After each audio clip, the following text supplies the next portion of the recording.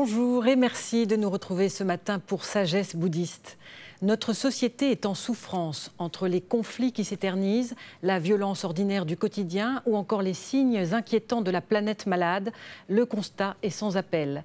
Pourtant, si tout le monde observait certaines règles de conduite, si l'on essayait, chacun à son échelle, de développer la cause du bien, alors le monde serait meilleur et bien portant.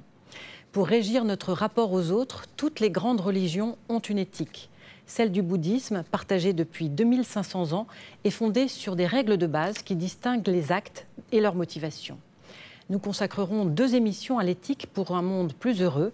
Aujourd'hui, nous définirons ce qu'est l'éthique pour le bouddhisme et la semaine prochaine, nous verrons comment la mettre en pratique au quotidien. Pour parler de ce sujet, nous avons le grand bonheur de recevoir le vénérable Dakpo Rinpoché. Vénérable, bonjour. Bonjour. Vous êtes maître tibétain, reconnu tout le coup, c'est-à-dire maître réincarné depuis votre plus jeune âge. Vous êtes le premier lama tibétain arrivé en France, c'était en 1960. Vous avez formé toute une génération d'interprètes et de tibétologues au Langzhou. Et puis vous avez fondé l'Institut Gandenling, qui est la première congrégation bouddhiste Gelugpa de France. Alors le temple est installé à Veneux-les-Sablons, c'est en Seine-et-Marne, près de Fontainebleau. Vous y donnez les enseignements du Dharma et l'on peut y suivre un cursus de formation sur le bouddhisme en général. Merci Dakpo Rinpoché de répondre à nos questions aujourd'hui. Oui. Alors tout d'abord, quelle est la base de l'éthique pour tout pratiquant bouddhiste? Oui. D'abord, je ne suis pas venu ici depuis plusieurs années. Je voudrais bien dire à tout le monde bonjour et je suis très heureux de pouvoir parler avec vous. Nous sommes très heureux de vous accueillir. Merci. Alors on va passer à la première question. Oui. Quelle est la base de l'éthique pour tout pratiquant bouddhiste, Dakpo Rinpoché? Ce qu'on appelle l'éthique, selon le bouddhisme, c'est ne nuire ni aux autres ni à soi-même. Ceci constitue la base, ou autrement dit la racine de l'éthique. Ceci est un point très important et cela s'applique à tous les êtres vivants. Alors, est-ce qu'il y a une ou plusieurs catégories d'éthique, Dakpo Rinpoché? Dans le bouddhisme, il y a effectivement de nombreuses catégories d'éthique. L'éthique est un domaine extrêmement vaste, mais en particulier, on distingue 3 sortes d'éthique, à savoir l'éthique de la libération individuelle, en sanskrit pratimoksha, l'éthique des bodhisattvas et l'éthique tantrique. Alors, ne pas nuire aux autres ni à soi-même, c'est la base. La pensée bouddhiste l'a énormément détaillée, un petit peu comme si c'était un code de conduite. Est-ce que vous pouvez nous expliquer?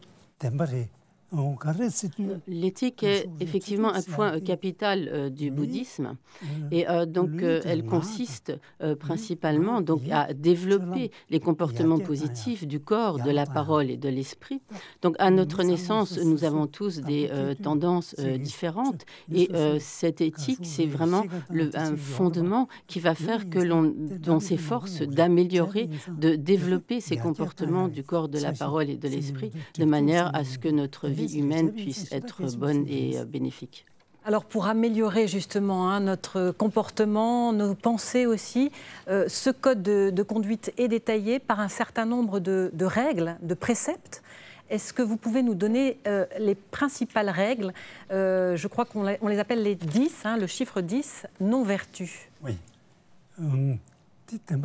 Donc parmi les 3 sortes d'éthique qui ont été mentionnées, il y a ce qui constitue vraiment la base de toutes les formes d'éthique, qui est l'éthique de l'abstention des dits non-vertus. Et donc c'est vraiment la racine de toutes les formes d'éthique. Donc parmi ces 10 non-vertus, on distingue notamment 3 non-vertus du corps. La première de ces non-vertus physiques consisterait à tuer, dans la mesure où bien sûr l'éthique fondamentale c'est de ne pas nuire, donc de ne pas tuer, de ne pas voler, en ce sens, donc de ne pas s'approprier les biens qui appartiennent à autrui, donc ne pas, comme par avidité, chercher à s'approprier ce qui ne nous appartient pas. Et le 3e aspect des non-vertus du corps, c'est donc ce qu'on appelle les inconduites sexuelles, qui consisteraient principalement à avoir des relations avec le conjoint d'autrui. Donc il y a également donc 4 non-vertus de la parole, qui sont donc le mensonge, les paroles qui sèment la discorde, les paroles blessantes, les propos futiles. Donc pour ce qui est du mensonge, nous savons tous ce dont il s'agit. Nous savons aussi ce que sont donc les paroles qui sèment la discorde. Elles consistent à créer la mésentente entre des personnes qui se trouvaient en bonne entente. Et donc les paroles blessantes, comme leur nom l'indique, donc blessent autrui et les rendent malheureux, les font souffrir. Et enfin, donc le 4e aspect donc des actions négatives de la parole, des non-vertus de la parole, sont constituées par les propos futiles qui consistent à s'adonner à de nombreuses discussions inutiles. Dakpo Rinpoche, est-ce qu'on pourrait s'arrêter sur l'un de ces préceptes qui consiste à avoir de fausses vues? Qu'est-ce que ça veut dire exactement? Parmi les 3 non-vertus de l'esprit, donc on distingue la convoitise par laquelle on cherche à s'approprier ce qui appartient à autrui, la méchanceté donc, qui consiste à donc, vouloir chercher à faire du mal à autrui, et donc les vues fausses. Ces vues fausses consistent à affirmer ce qui est contraire au véritable mode d'existence des choses. Donc elles consistent notamment donc, ainsi à nier ce qui existe ou à affirmer l'existence de ce qui n'existe pas. Par exemple, il y a de nombreuses choses que nous ne pouvons pas voir de nos yeux, ni entendre de nos oreilles ou comprendre intellectuellement, et affirmer pour autant que ces choses n'existent pas constituerait des vues fausses. Donc grâce aux nombreux progrès de la science, nous savons qu'il existe de nombreux autres mondes, mais si nous affirmions qu'ils n'existent pas, ce serait une vue fausse. Et donc ce qui s'oppose aux vues fausses, ce sont les vues correctes, dénuées d'erreurs, qui sont conformes au véritable mode d'existence. Par exemple, ces vues fausses consisteraient à affirmer que ce qui n'existe pas existe. Donc, par exemple, nous avons un certain mode d'appréhension du moi, de notre personne, du je, qui est en fait un je, un moi qui se transforme d'instant en instant, continuellement, qui est dans un flux continuel de transformation. Et si nous affirmions que ce moi, ce je, est éternel, immuable, alors cela serait une vue fausse. Alors, Dakpo Rinpoche, pour revenir à l'éthique, ce qu'il faut comprendre aussi, c'est le rapport entre l'acte et la pensée. Si, par exemple, un acte semble mauvais, si en revanche l'intention qui présidait à cet acte était bonne, ça veut dire que l'acte n'est pas tout à fait mauvais.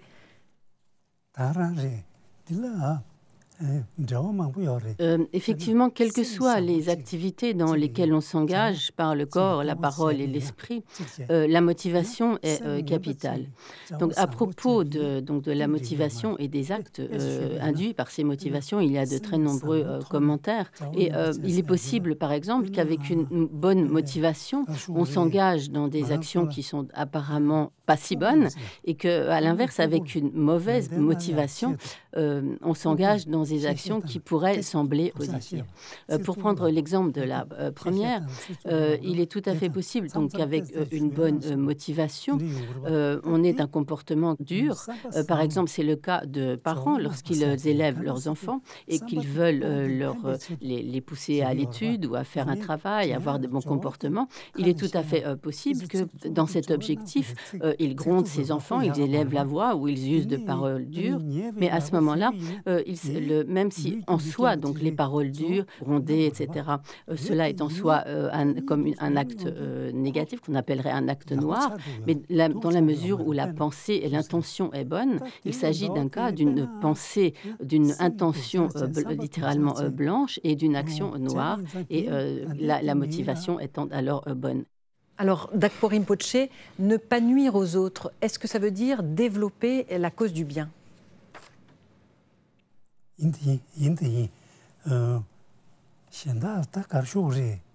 Certainement, donc ne pas nuire est quelque chose de tout à fait capital. Cela implique donc ne pas nuire par le corps, ne pas nuire par la parole et ne pas nuire par l'esprit. Donc par cela, déjà, en quelque sorte, on est d'une certaine manière bénéfique à autrui. Et cette éthique, c'est à laquelle tous les bouddhistes doivent s'appliquer. Mais plus particulièrement dans le cadre de la pratique du grand véhicule, au fait de ne pas nuire doit s'ajouter également le fait d'aider les autres, de leur venir en aide autant qu'on le peut. Alors, est-ce que l'éducation, par exemple, a un rôle à jouer ? Effectivement, le rôle de l'éducation est primordial. Lorsque les enfants viennent au monde, lorsqu'ils sont encore très jeunes, ils ont toutes sortes de tempéraments variables. Certains peuvent être assez violents, coléreux, d'autres n'auront pas le même tempérament, seront peut-être plus pacifiques, etc. Donc il y a ainsi toutes sortes de dispositions personnelles. Mais l'éducation, est ce qui va permettre de transformer les tendances à des mauvais comportements de manière à ce que ces comportements puissent s'améliorer et ainsi faire progresser les comportements du corps, de la parole et de l'esprit. Et ceci est vraiment le rôle de l'éducation qui doit montrer ce qu'il convient de faire ou de ne pas faire, de montrer aux enfants ce qui va nuire à soi-même, ce qui va nuire aux autres, ce qui va porter préjudice au pays dans lequel nous nous trouvons ou dans l'environnement dans lequel nous nous trouvons, etc. Et tout cela, c'est le rôle de l'éducation qui est tout à fait capital. Alors tout à l'heure, on parlait en début d'émission des catégories d'éthique. À qui correspondent-elles précisément, Dakpo Rinpoche ? Parmi les diverses catégories d'éthique, donc on distingue effectivement trois sortes d'éthique, l'éthique donc de la libération individuelle, l'éthique des bodhisattvas et l'éthique des vœux tantriques. Pour ce qui est de l'éthique de la libération individuelle, on distingue les vœux de laïcs et les vœux monastiques. Il y a en tout 8 sortes d'éthique qui incluent l'éthique des vœux laïcs et l'éthique monastique. En l'occurrence, il y a 3 sortes d'éthique de laïcs et 5 sortes d'éthique monastique. Pour ce qui est de l'éthique des bodhisattvas et de l'éthique tantrique, on peut tout à fait s'engager dans ces éthiques des bodhisattvas ou d'éthique tantrique, que l'on soit laïque ou une personne ordonnée. Alors pour conclure, Dakpo Rinpoche, peut-on dire qu'avoir de l'éthique, finalement, c'est ne pas nuire aux autres, ou en tout cas le moins possible ? Effectivement, cela est exact. Il convient en effet de mettre en œuvre tous les moyens qui permettent de ne nuire ni à soi-même ni aux autres. Donc il n'est pas toujours sûr que nous ayons tous les moyens nécessaires pour cela, mais donc si nous ne les avons pas à notre disposition, alors il est important d'essayer d'acquérir de tels moyens et de manière générale de faire tout notre possible pour ne nuire ni à nous-mêmes ni à autrui et d'être le plus bénéfique possible aux autres et à nous-mêmes. Même si à présent nous n'avons pas la possibilité d'agir pour le bien de tous, nous devons donc nous efforcer de nous développer de manière à ce que finalement nous puissions véritablement agir pour le bien de tous les êtres, pas seulement des êtres humains, mais de tous les êtres dans leur infinité. Voilà, comment agir justement pour les autres. Ce sera la suite de notre émission la semaine prochaine. Nous serons très heureux de vous accueillir à nouveau, Dakpo Rinpoche. Merci beaucoup. Avant de nous quitter, voici l'indication de quelques livres en rapport avec le thème. Tout d'abord, Le Lama venu du Tibet de Dakpo Rinpoche chez Grasset. Voici l'autobiographie de notre invité qui décrit sa formation hors du commun dès son plus jeune âge quand il fut reconnu Tulku, c'est-à-dire maître réincarné. Le livre raconte aussi la fuite puis l'installation en France où Rinpoche enseigne depuis plus de 50 ans. Les routes de la compassion de sa sainteté le 17e Karmapa chez Claire Lumière. Il s'agit des enseignements menés à partir d'un texte très vénéré au Tibet, les 37 pratiques des fils des vainqueurs, où est abordé notamment le karma du bonheur et de la souffrance. Et puis La révolution intérieure de Robert Thurman, préfacé par le Dalai Lama chez Guy Trédaniel, éditeur. Voilà, cette première partie d'émission touche à sa fin. Vous pouvez la revoir toute la semaine sur France Télévisions, le nouveau service vidéo de France Télévisions. Merci de nous avoir suivis. Très heureux dimanche et à la semaine prochaine pour la suite de l'émission.